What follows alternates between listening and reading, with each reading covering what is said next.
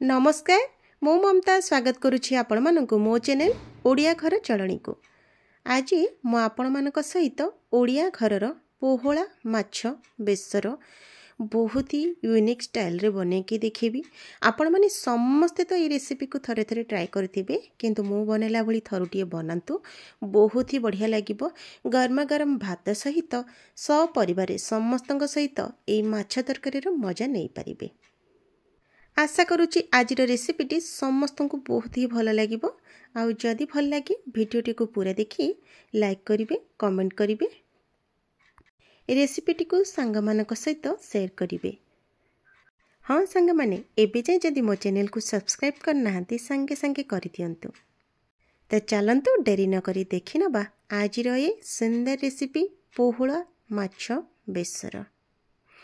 एठी पोहला माछरू काटी छड़ी दे से ताकू भल भाबरे सब काटी धुआ धुई करी एबे चलंतु एथिरे लुण हलदी लंका गुंड आउ टिके लेंबू चिपुड़ी दबा।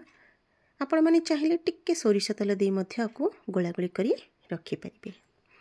जेते बेले कड़ईटा गरम हबो आमे सेथिरे तेल को दे दबा। मु एठी राइस ब्रांड ऑयल यूज करिछि, आपण माने चाहिए सोरिष तेल रे मध्य भाजी परिबे। एठी जीरा सोरिष दुईटी सुखिला लंका धनिया ता सहित रसुण किछि को छड़े आकु बढ़िया भाबरे पूरा ग्राइंड करि देबी। मसला मोर प्रस्तुत हे जिवो। एठी देखंतु भजी देइछि मु माछ को। प्रथमे तेल सेथिरे कला जीरा फुटण हिसाब रे फुटण फुटी गला परे माने कला जीरा फुटी गला परे सेथिरे गोटे पियाज को भाजी रखी पकेई नबा। पियाजटा जेते बेले गोल्डन ब्राउन हो जिवो सेते बेले आमर बटा हो रखिथिबा मसला को दे दबा।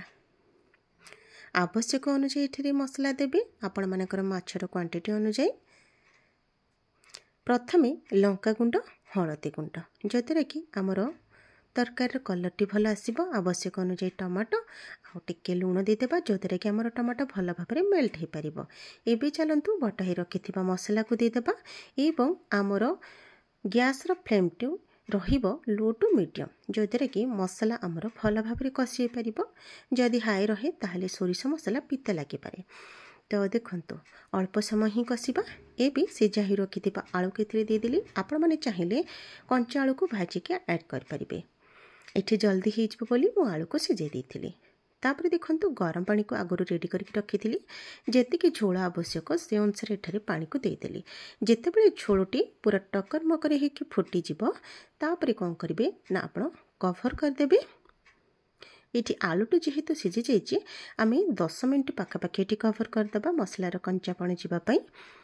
वर्तमान एथिरे भजाई रखिथिबा माछ को दे दबा गोटे पर गोटे।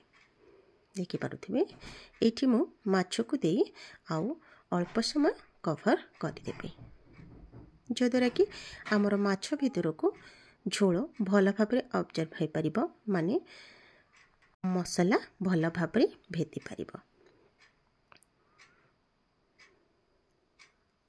एबे एथिरे आपण माने जेतेके खट्टा पसंद करंती से अनुसार आंबुल देबे। मु एठी छोट छोट दुईटी आंबुल को दे देबी आउ टिके फुटी गला परे आको बंद कर दबा।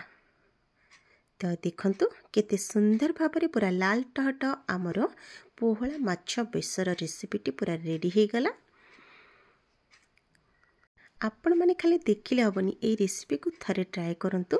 केमिति कोन लागिला मते सुंदर कमेंट माध्यम रे जणांतु।